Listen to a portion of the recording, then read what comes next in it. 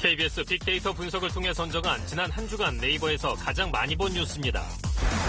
정치 분야입니다. 문 대통령이 퇴임 후 거주할 목적으로 경남 양산의 통도사 인근에 사저 부지를 매입했다는 기사입니다.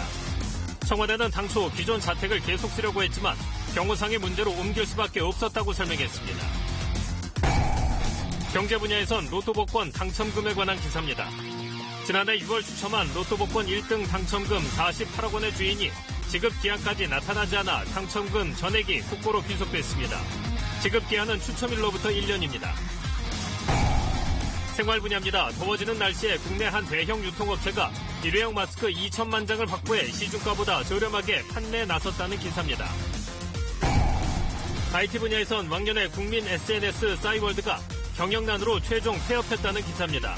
일부 사용자들은 청와대 국민청원까지 올려 저장된 사진을 백업할 수 있게 요청하고 있지만 폐업에 따라 관련 데이터는 폐기될 가능성이 커 보입니다. 세계 분야에선 코로나19 대응으로 집단 면역 정책을 펼쳤던 스웨덴이 사실상 실패를 인정했다는 기사입니다. 유독 높은 사망률을 보인 데다 주변국으로부터 고립될 위기에 처했다는 점이 스웨덴의 태도 변화에 영향을 끼친 것으로 분석됩니다. 빅데이터 이슈였습니다. 네, 이루진다 라이브 먼저 정치권 얘기부터 나눠보겠습니다. 오늘은 이번에 21대 총선 결과 재선 의원이 된 두 분 모셨습니다. 제 오른쪽으로 민주당 박용진 의원 나와 계십니다. 안녕하십니까? 네, 안녕하세요. 이루진다 출연이 처음이시죠? 두 번째. 저랑은 처음. 아, 그렇습니다. 예. 앞으로 하여간 많은 자주 볼 수 있는 기대해보겠습니다. 예, 감사합니다. 네. 그리고 제 왼쪽으로 미래통합당 성일종 의원님 나오셨습니다. 감사합니다. 네, 반갑습니다. 네. 네, 먼저 그제 개원한 21대 국회 얘기부터 해볼까 하는데요. 반쪽 국회 파행으로 출발하게 됐고요. 제1야당 없이 국회의장 선출한 게 53년 만이라고 하는데 여야 모두 이게 지금 보면 상대당 탓이다라고 얘기를 하고 있습니다만 21대 이번 국회에서는 이런 모습을 좀 보지 않기를 기대했던 국민들한테는 두 분 의원들께서는 어떤 말씀을 하고 싶으신지 먼저. 예, 국민들 보시기에 아름답지 못한 모습이라고 하는 점은 맞는 말씀 같고요. 또 죄송스럽게 생각합니다. 무엇보다도 여당이 조금 더 노력했어야 되는 것 아니냐라고 하는 국민들 지적도 저는 맞는 말씀이라고 생각합니다. 네. 다만 이게 국회라고 하는 곳이 스스로 만든 법을 좀 지키려고 하는 노력들을 해야 되는데 그렇지 못했어요. 그리고 국민들은 늘 내로남불하는 그 국가기관 중에 하나가 국회다. 자기들은 법만 들고 안 지키고 일반 국민들에게는 지키라고 강요하는 그런 거 아니냐는 생각이신데 네. 아시는 것처럼 국회법에는 어쨌든 임기가 시작되고 7일 이내에 이렇게 그 국회의장단 구성토록 하는 조항이 있습니다. 그거를 그냥 권고조항이고 사문화됐다. 이거 그냥 우리끼리 하는 얘기고요. 어쨌든 국회법에는 그렇게 되어 있으니 지키자고 했던 거고요. 이것을 지키느냐 못 지키느냐가 그냥 교섭단체일 뿐인데 두 교섭단체의 이야기 주장과 맞부딪힘 때문에 법으로 정해놓은 그 일정을 지키지 못하게 되면 첫째로는 국회의원 개개인들의 권한을 일단 침해하죠. 그리고 더 넓게는 국민들의 권한도 침해하는 일이 생기기 때문에 어쨌든 그 일정을 지키자라고 하는 것이 논의의 출발점이었다는 말씀을 드리겠습니다. 알겠습니다. 미래통합당에서는 이번 반쪽 출발, 제1야당 없이 문을 연 21대 국회에 대해서 어떤 소회를 갖고 계신지? 네, 우선 국회가 시작을 하는 첫 번째 일이었기 때문에 여야가 다 합의를 해서 국민들 보시기에 편안하게 의장도 선출되고 일을 시작했으면 좋았겠다는 생각을 합니다. 그렇지 못했던 것들 우리 국민 여러분들에게 죄송하다는 말씀을 드리고요. 우선 새로운 국회가 열릴 때는 의장이 없잖아요. 그래서 국회법에 보면 사무총장이 국회를 소집하게 되어 있습니다. 소집에 대한 권한밖에 없습니다. 국회를 소집을 해주면 교섭단체 간 협의를 해서 의장 뽑는 것부터 협의를 하고 이게 7일이에요. 그리고 또 3일 이내에 상임위원장까지 뽑게 돼 있어요. 그렇기 때문에 이게 다 연결이 돼 있습니다. 그래서 의장단과 상임의장단들이 다 협의가 되어야 되는데 지금까지 이런 것들은 관례적으로 여야가 협의가 없으면 지금까지 한 적이 없습니다. 그래서 18대 같은 경우가 아주 좋은 예인데 지금하고 똑같은 상황에 역전돼 있었어요. 그 당시에 지금 민주당이 81석이었거든요. 저희는 103석이잖아요. 그때도 다 우리가 인내하면서 왜 선출을 강행했는가, 또 왜 의장 선출 과정에 표결에 불참했는가, 이거를 지금 와서 다시 책임 따지는 건 너무 좀 뒤늦은 얘기인 것 같고요. 자, 어쨌든 이제 국회법에 따라서 원구성 시한이 내일 8일로 잡혀 있단 말이죠. 내일까지 국회의장도 뽑아야 되고 부의장도 뽑아야 되고 상임위원장도 선출해야 되고 국회 상임위원 구성까지는 이제 선출하고 나서 네. 저희 의총을 다시 열었어요. 근데 의총에서 김태년 원내대표가 의원들에게 요청한 사항은 8일까지 해야 된다. 나는 국회의장한테 8일날 국회를 열어달라고 할 거다. 그런데 국회의장이 없었을 때는 규정 따라 그냥 소집되고 우리는 가서 응해서 투표해서 뽑으면 됐는데 지금부터는 국회의장이 어쨌든 그 소집을 하셔야 되는 거다.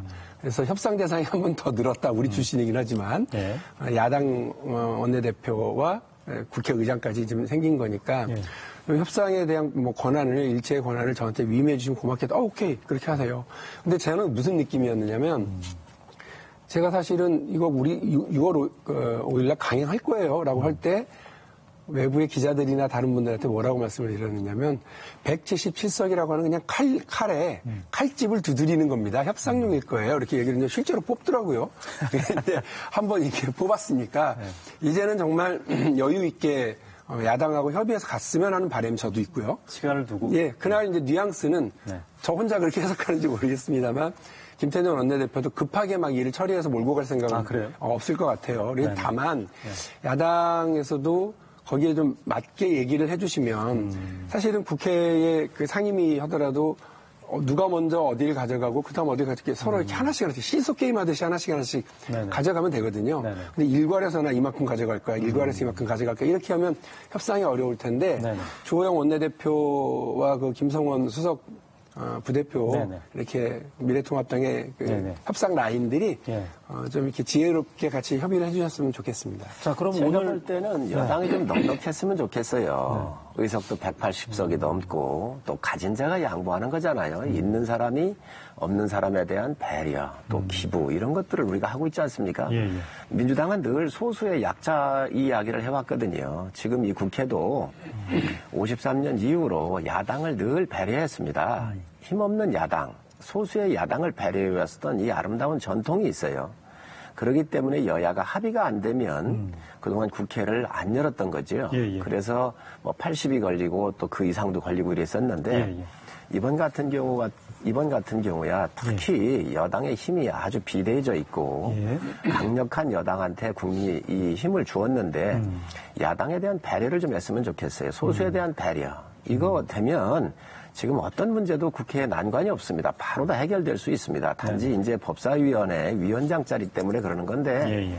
저는 여당이 지금 넉넉했으면 좋겠다. 그래야 전국이 풀리고 국민들께서 편안해 하실 수 있다고 하는 말씀을 드립니다. 근데 지금 겉으로 보이는 거는 민주당이 법사위원장, 예결위원장 지금 핵심 두 가지 포스트 가지고 지금 논란이 벌어지고 있는데 법사위원장을 양보할 생각은 현재로서는 전혀 없어 보이거든요. 맞습니까? 예, 일도 없습니다. 일도 없습니까? 예.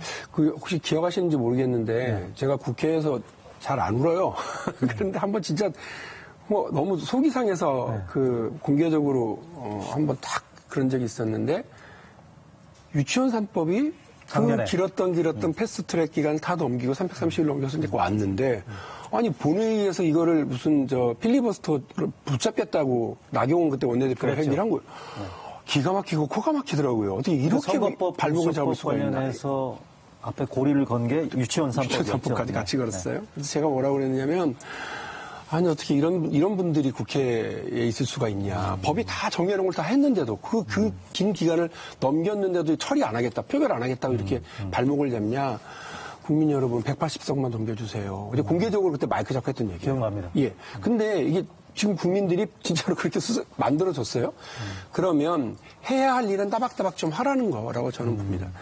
근데 핵심이 뭐냐면 법사위에서 저희가 야당할 때도 저희가 야당 법사위원장 잡고 있을 때 저희도 발목 잡았어요. 예, 솔직히 말씀드릴게요. 그런데 지난 4년 동안 국민들이 이거는 좀 합리적인 이유를 가지고 발목을 잡는 게 아니라 유치원 3법 같은 경우는 그냥 그렇잖아요. 그게 무슨 사회주의 법안이에요. 그리고 그게 무슨 사유재산을 침해하는 법안입니까? 근데 네. 그 법안에 대해서 그렇게 얘기를 하면서 계속 발목을 잡는 거 국민들이 봤거든요. 네네. 근데 법사위에서 다시는 그런 일이 없었으면 좋겠고, 그리고 저희도 합리적으로 운영을 하겠다고 하는 전제에서 적어도 180석, 이제 176이에요, 사실은. 네. 176석의 정당이 법사위에서 그냥 체계작구 심사권을 가지고 발목을 잡는 행위를 그냥 그 속수무책으로 바라보는 거, 네네. 이건 국민들도 원하지 않을 거다라는 생각입니다. 잠깐만요. 체계 작구 심사권 자막 준비되어 있습니까? 지금 박용진 의원이 말씀하신 체계 작구 심사권이라는 게 법사위원장 자리를 둘러싼 핵심 그 쟁점 이슈 가운데 하나인데 지금 보고 계시죠? 다른 상임위를 통과한 법안이 그렇습니다. 헌법이나 다른 법률과 상충하는 부분이 없는지 법사위가 사전 점검하는 권한을 체계 작구 심사권이라고 하는데 요 권한을 가지고 법사위원장이 해당 법안을 무한정 시간을 끌 수 있는 부분들 때문에 야당이 법사위원장을 가지면 안 된다라는 거고 그래서 법사위원장 양보를 할 생각은 1도 없다. 보통 네. 양원제 국가냐, 그래서 그 법사위가 상원이냐, 이렇게 얘기가 늘 볼멘 소리가 여당 쪽에서 나왔던 거고 국민들한테도 그런 비판을 받았던 적이 많습니다. 자, 그런데 미래통합당 입장에서는 지금 법사위원장을 내주게 되면 야당으로서의 최소한의 견제장치마저도 무장해제될 수밖에 없다. 이거 아니에요? 우선 이건 좀 잘 봐야 되는데요. 이제 미국 같은 경우는 상원과 하원이 있잖아요. 네. 하원에서 법안이 통과되면 상원에서 걸러주는 기능이 있어요. 그렇죠. 우리는 그런 국회의 제도가 상하원 제도로 안 돼 있기 때문에 우리가 법사위가 그런 기능을 말씀드린다는 말씀을 드리고 또 야당이 여당을 견제할 수 있는 상당히 좋은 제도예요. 지금 여당이 굉장히 비대하잖아요.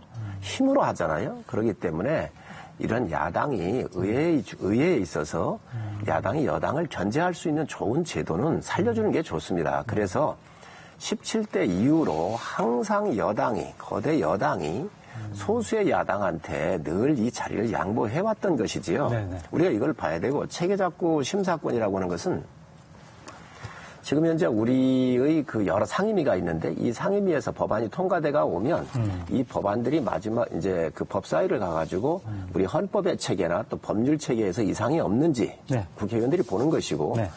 두 번째 여기에서 그 자구에 대한 것도 또 이렇게 손복에 대한 아와 어의 의미가 법률적으로 굉장히 크잖아요. 그렇죠. 그렇기 때문에 글자 그런 문구 보는 데니까. 그렇습니다. 그런 것들을 다 심사를 해요. 그래서 1월부터 5월까지 546건의 법안이 올라와 있는데 네. 이 중에 315건, 약 58%가 수정이 됐어요. 네네.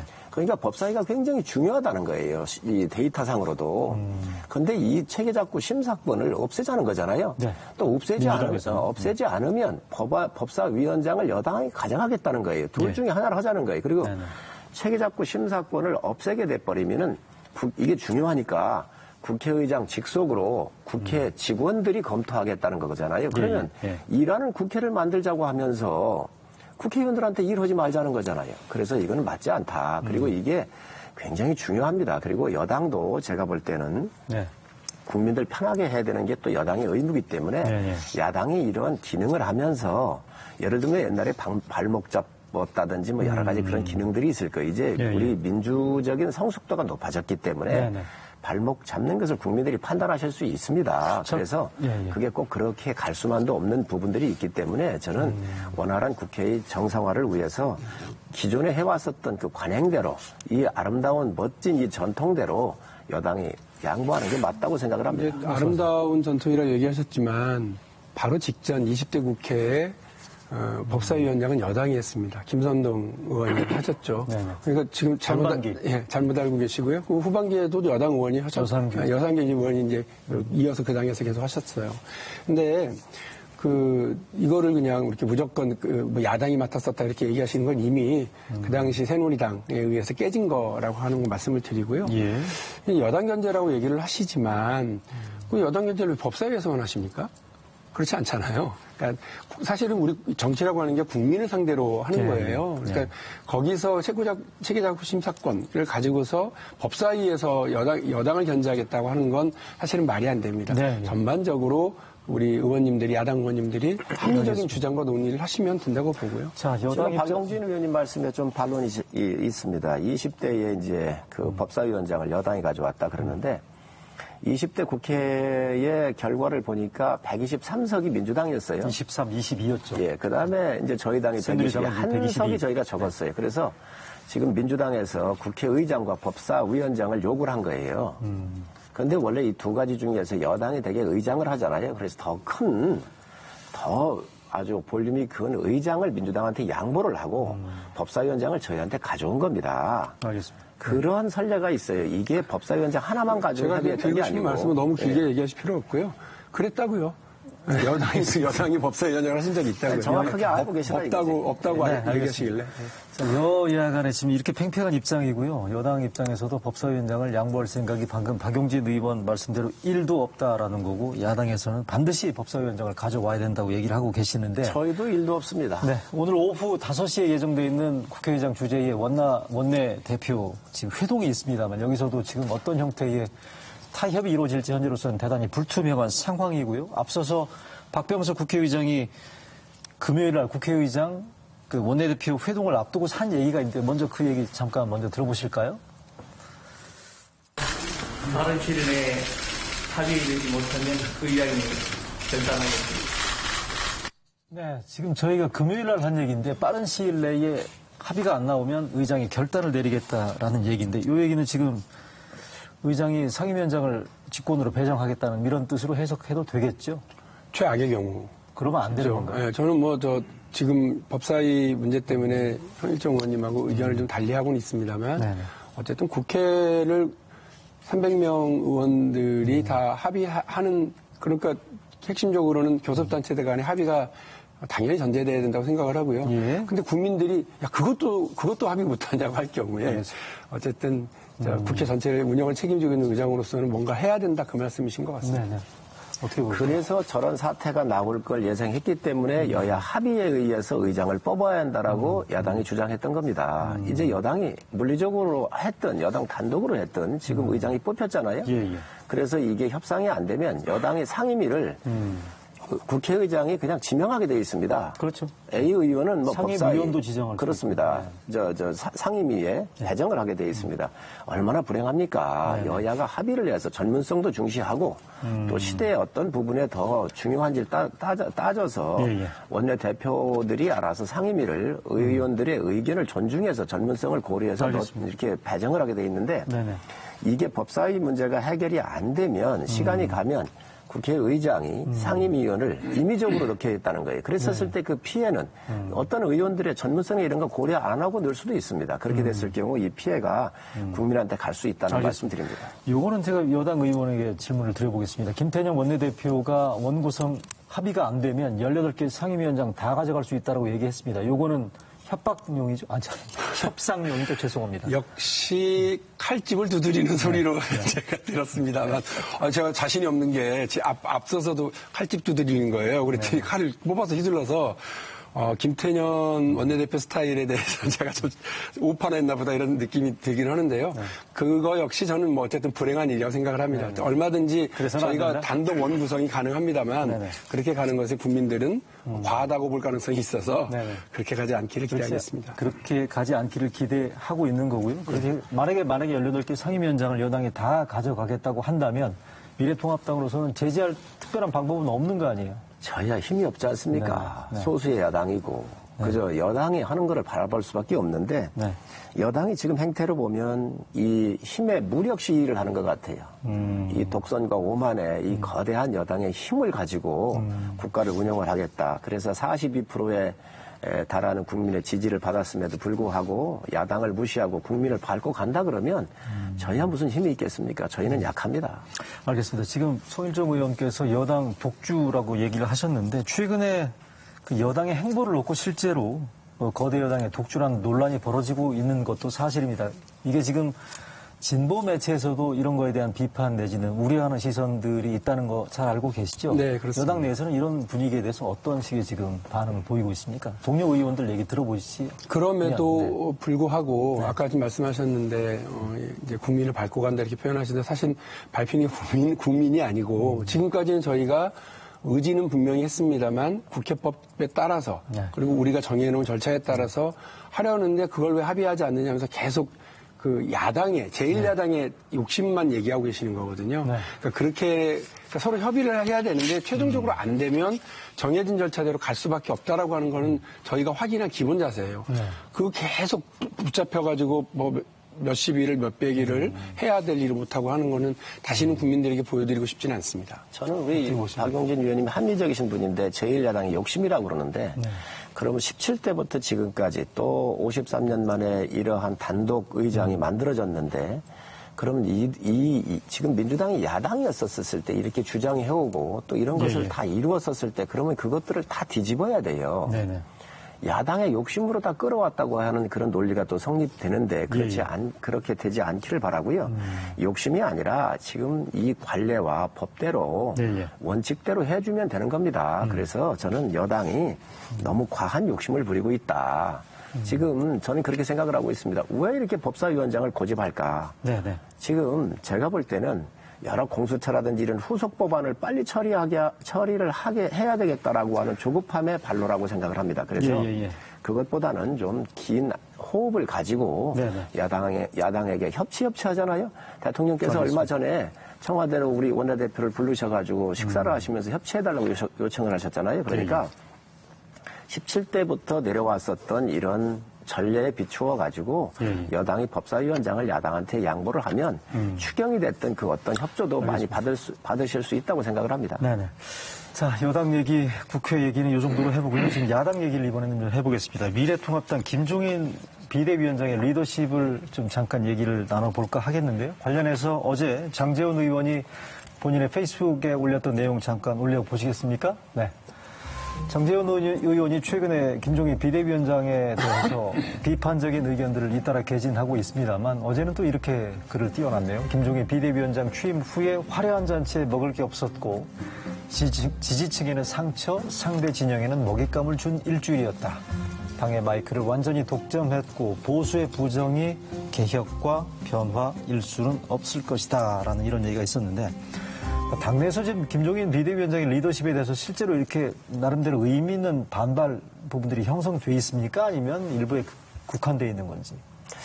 저는 우리 당의 여러 의원들이 각자 자유로운 생각들과 또 당의 방향에 대해서 많이 의견 내는 건 굉장히 바람직하다고 생각을 합니다. 장제인 의원님 제가 또 얘기도 나눠봤습니다.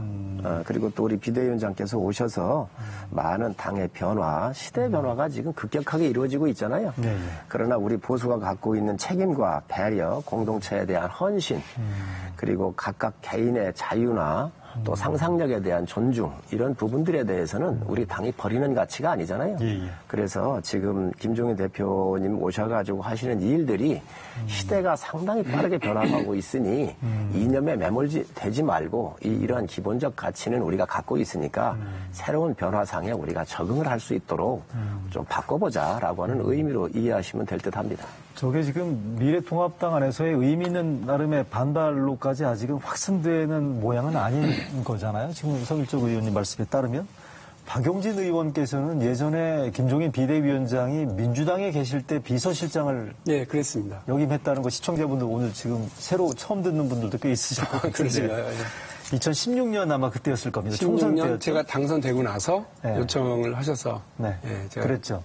자, 그러면 저분의 저런 리더십의 행태나 언행이나 이런 부분들을 아마 박용진 의원께서는 굉장히 익숙해 있을 것 같은데 현재 지금 미래통합당 안에서 보여주는 저런 리더십에 대해서는 어떻게 보십니까?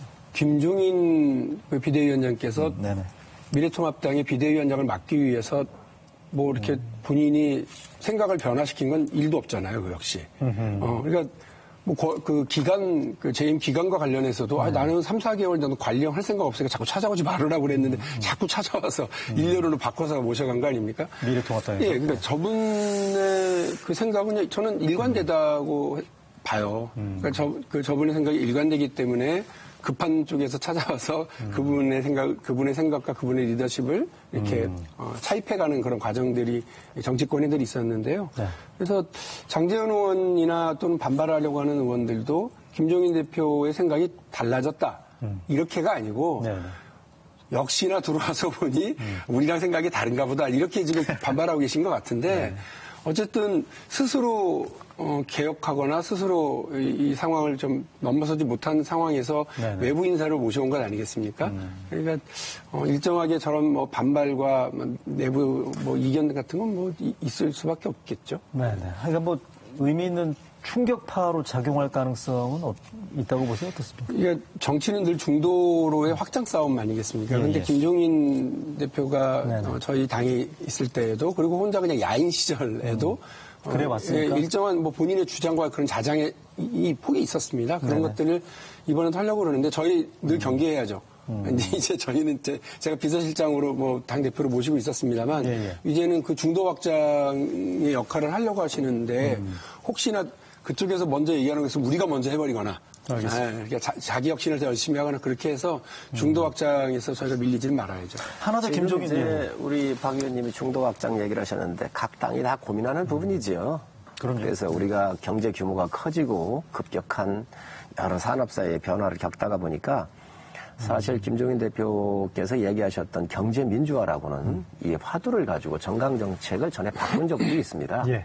시장 경제를 지향하면서 경제가 민주화한다고는 것은 상당히 어려운 이야기예요. 네네. 그러나 2012년 대선 예, 때였죠. 그렇습니다. 그러나 우리가 소득에 대한 불평등 여러 가지 문제가 나오면서 정부의 시장적 개입을 열어놓았었던 게 경제 민주화인데 네. 이런 측면에서 봤었을 때 우리 당이 변화하자라고는 큰 흐름으로 보시면 될 듯합니다. 그리고 변화하는 과정에 또 적응하는 과정에 의원들의 각각의 의견들이 예. 여러 형태로 나온다고 하는 것은 아주 민주정당으로서 저는 굉장히 바람직하다고 오히려 봅니다. 그거는 바람직한 현상이라고 그렇습니다. 해석하시는 예. 것 같고요. 김정일 리더십과 관련해서 또 하나 우리가 눈여겨볼 이슈 가운데 하나가 최근에 불거진 기본소득인데요. 기본소득에 대한 논의가 필요하다는 이슈를 던진 건데 관련된 김종인 비대위원장 발언 먼저 들어보시겠습니다. 코로나 바이러스 이 문제로 인해가지고 지금 뭐 1차, 2차, 3차 추경까지 가면서 지금 적자재정의 상황으로다가 치닫고 있는데 이런 적자재정의 상황에서 기본소득을 갖다가 뭐 당장에 할 수 있다고 생각하는 건 환상에 불과하다고 난 생각을 하는 사람이에요. 네, 저걸 아마 1호 정책으로 추진할 거다라는 그런 관측도 있었습니다만 방금 들으셨던 것처럼 기본소득을 당장 하겠다는 건 아니다라고 일단 수위를 낮췄거든요. 당내에서는 어떻게 평가하십니까? 저걸 지금 기본소득이라는 게 뭐 궁극적으로는 진보의 어젠다라고 얘기를 하지 않습니까? 그걸 지금 미래통합당에서 치고 나온 형태의 그런 모양새인데. 박정희 대통령께서 국민건강보험을 도입을 하셨지요. 네. 노태우 대통령 때 국민연금을 도입을 했죠. 네. 박근혜 대통령 때 기초연금을 이렇게 또 받아들여 가지고 시행을 했잖아요. 그래서 이런 아젠다는 20년, 30년, 100년 뒤에 어떤 사회상이 변할 것인지에 대한 정부나 정치권의 연구는 반드시 있어야 합니다. 지금 저희 김종인 대표께서 얘기하신 부분은 그런 부분을 원론적으로 말씀하신 거고요. 또 국가 재정적으로 봤었을 때에 이것을 지금 당장 시행하기는 굉장히 어렵습니다. 네. 그러나 30년 뒤에 50년 뒤에 우리 사회가 어떻게 변할지 모르잖아요. 이제 앞으로 AI라든지 여러 이 자동화, 공장 자동화 이런 과정을 거치게 되면서 네. 이제 앞으로는 택시기사도 없어집니다. 다 자율주행 자동차가 다니니까 AI에 의해서 약사, 회계사, 변호사도 이제 없어지는 시대가 오고 엄청난 변화가 왔었을 때 우리 사회가 변하는 그 흐름에 맞게 정부의 틀도 바꿔줘야 한다는 것이죠. 그래서 저도 검토를 많이 했습니다. 이 부분에 대해서. 네네. 법안도 준비를 해놨고. 네네. 그래서 이 변화하는 큰 흐름에 있어서 기초소득이라고 하는 것도 우리가 한번 고민해봐야 되는 큰 아젠다라고 생각을 합니다. 그래서 이에 대한 연구 또 준비 이런 것들을 우리 정치권이 좀 준비를 해야 되겠다라고는 아주 원론적인 말씀으로 이해하시면 될 것 같습니다. 저는 저 이슈를 보면서 들은 생각이 정치권에서 정치판에서 보면 논의를 선점하는 게 굉장히 중요하잖아요. 저 진보 이슈를 보수 정당이라 하는 미래통합당에서 선점했다는 이런 부분들에서는 민주당과 민주당 소속 의원들이 느끼는 어떤 그 뭐 경각심이라고 얘기를 해야 되나요? 경계감 꽤 있을 것 같은데. 김종인 대표가 민주당의 대표로 있을 때 교섭단체 대표 연설에서 이미 저 얘기를 하신 적이 있어요. 2016년입니다. 깜짝 놀랐어요, 다들. 그때는 민주당 안에서도 저런 논의가 있지도 않았던 상황이었기 때문에요. 네네. 근데 여러분 생각해 보십시오. 역사적으로 선점이라는 건 별로 의미가 없어요. 그러니까 노동자들에 대한 건강보험, 그리고 산재보험, 연금, 그리고 그들의 보통 선거권. 이거 늘 독일의 사회주의자들이 하던 얘기인데 네. 그 피도 눈물도 없다는 철혈제상 비스마르크가 이거를 입법하고 제도하고 밀고 가버렸거든요. 네. 이유는 딱 하나입니다. 그 변화하지 않으면 우리 다 죽는다라고 하는 공포였어요. 그런데 저는 그 의미가 있다고 생각하거든요. 지금 역시 마찬가지인데 기본소득에 대해서 이른바 레프트 진영, 그 좌파 학계에서는 평등적 가치로 이걸 접근을 하는데요. 우파 학계, 아주 오래, 맨 처음에 이런 설계를 해냈던 사람은 몇백, 200년 전부터 예, 예. 보수적인 분들이 시작을 했습니다. 근데 그분들은 얘기는 뭐냐면, 예, 예. 아니, 기계가, 방직 기계가 물건을 사고 소비를 할 수는 없는 거 아니냐라는 걸로부터 출발하는 거거든요. 예, 예. 생산은 과잉되는데 이걸 어떻게 할 거냐는 고민인데, 시장 경제의 가장 기본적인 질서를 이걸 어떻게 고민할 건지. 근데 예, 예. 평등으로 시작하든 시장 질서로 바라보든 예, 예. 어쨌든 누가 이거를 도입할 것이냐 핵심이거든요. 네, 네. 근데 이미 사실은 인정하지 않는 분도 있겠습니다만 재난 기본소득 때문에 예. 재난 기본 지원금 때문에 기본소득이라고 하는 것을 국민들이 이미 이게 없어서 와버린 거 아니야? 라고 생각하는 분들도 많거든요. 예, 예. 그러면 이제는 차분하게 이념적인 논쟁으로가 아니라 우리 국민들을 위해서, 우리 경제를 위해서 어떻게 이 제도를 잘 설계하고 뒷받침할 거냐를 먼 훗날 토론용이 아니라요. 예, 예. 지금 당장 어떻게 할 것인지를 우리 21대 국회에서 함께 논의하고 설계하고 해나가야 될 부분이라고 생각합니다. 이념 전쟁이 아니라. 마지막으로. 예. 우리가 그 산업사회를 겪었을 때에 급격한 변화가 빠른 시간 내에 왔잖아요. 네. 그래서 우리가 예측하지 못했던 노동 문제, 예. 또 이 복지 문제, 그리고 또 소득 문제 이런 것들이 상당히 급격한 사회 문제가 이슈화가 됐습니다. 그래서 1800년 후반대에서부터 1900년도 초반에는 미국 예. 같은 경우에 유니온 이런 노조들이 엄청난 문제가 있었어요. 그때 이런 문제를 해결했던 것이 예를 들면 카네기 같은 경우가 예. 노동자 단체한테 4억 5천만 달러를 기부를 해줬거든요. 그리고 많은 기부를 통했습니다. 록펠러도 예. 마찬가지고. 네. 이러한 급격한 변화가 왔었을 때 준비가 안 돼 있었던 거죠. 그래서 미국 사회가 자본주의의 후유증으로 심각했습니다. 앞으로 네, 이 산업혁명에 다가올 때에 이에 대한 준비는 굉장히 중요하다고 생각을 합니다. 그런 면에서 김종인 대표의 이런 그 말씀은 상당히 적절한 거 아닌가 생각을 하고 있습니다. 알겠습니다. 오늘 말씀 여기까지 듣기로 하고요. 민주당 박용진, 미래통합당 성일종 의원과 함께 만나봤습니다. 오늘 말씀 잘 들었습니다.